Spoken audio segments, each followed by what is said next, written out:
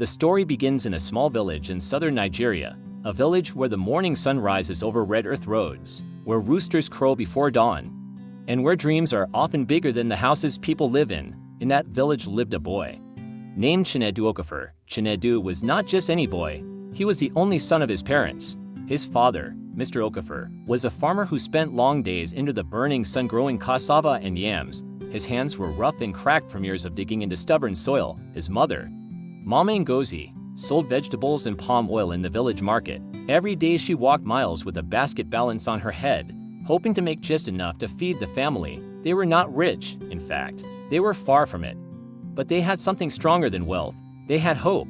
And that hope had a name. Chinedu. The dream, from the day Chinedu learned to read. His parents believed he was special. His teachers always said the same thing: your son is brilliant, your son will go far. Your son will change your family's story. Those words slowly turned into a dream that their son would study abroad, a dream that he would become successful, a dream that one day he would return and change the destiny of their family for generations. But dreams are expensive, and in villages like theirs, dreams sometimes cost everything.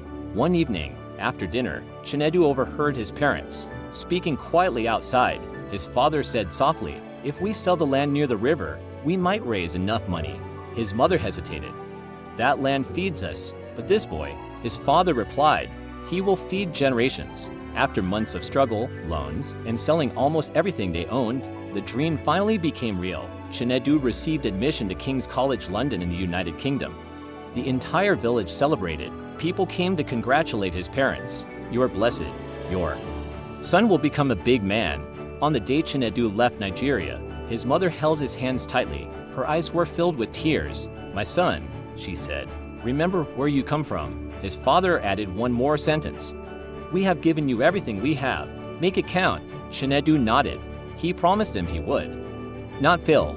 When Chinedu first arrived in London, everything felt unreal. The cold air, the tall buildings, the trains moving faster than anything he had ever seen.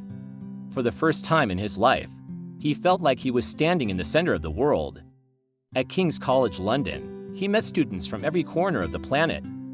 At first, things went well. His grades were good. He called his parents every weekend.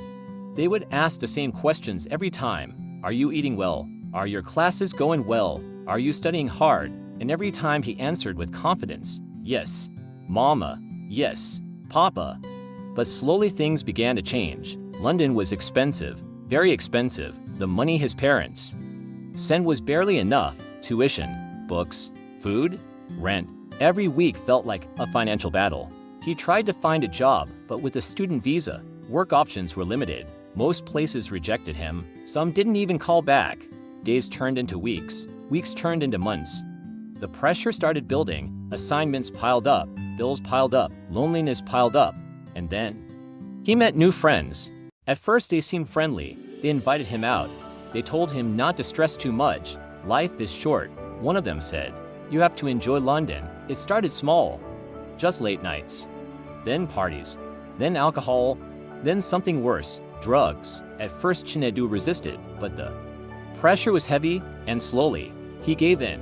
The drugs made him forget his problems. For a few hours, the stress disappeared, but the consequences stayed. His grades began to drop. Assignments were missed.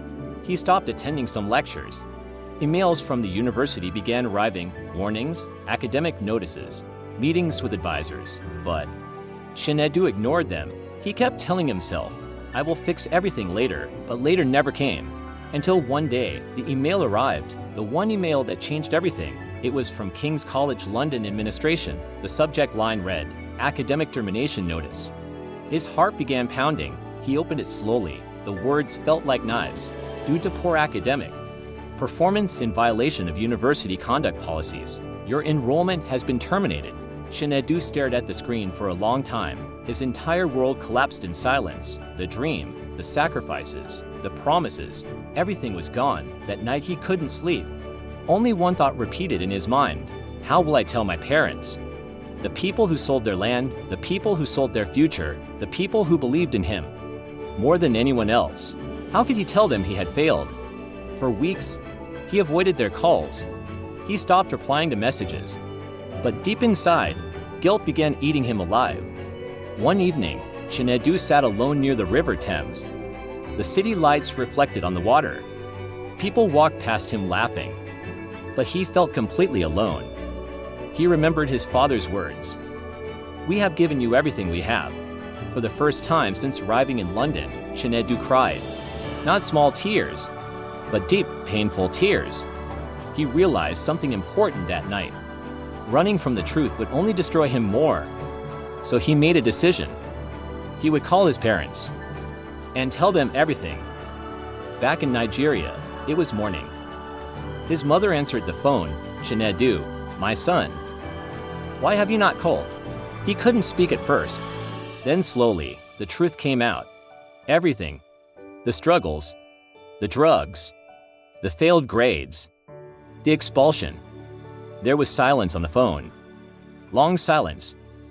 Chinedu prepared himself for anger. For disappointment. For rejection. But what his father said next shocked him. "My son," his father said calmly, "are you alive?" Chinedu nodded, though his father couldn't see him. "Yes, Papa." "Then we have not lost everything." His father continued. "Land can be sold again. Money can be earned again. But a life cannot be replaced." His mother spoke next. "You made a mistake. But mistakes are not the end of a story. They are the beginning of wisdom." For the first time in months, Chinedu felt something he had almost forgotten. Hope. The next year was the hardest year of his life.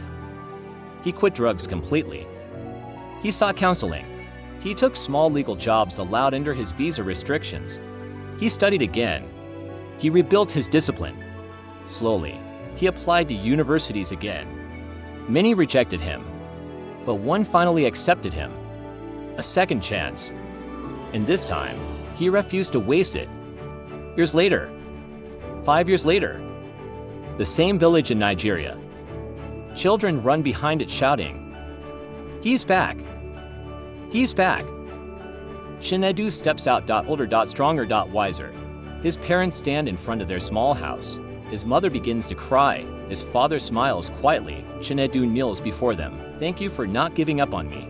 His father places a hand on his shoulder. "Never forget," he says. "Success is not about never falling. It is about standing up every time you fall." Many people chase dreams, but few talk about the price of those dreams, the loneliness, the pressure, the temptation to escape pain the wrong way. Chinedu's story is not just about failure. It is about responsibility, forgiveness, and second chances, because sometimes the road to success is not straight, sometimes it breaks. You first.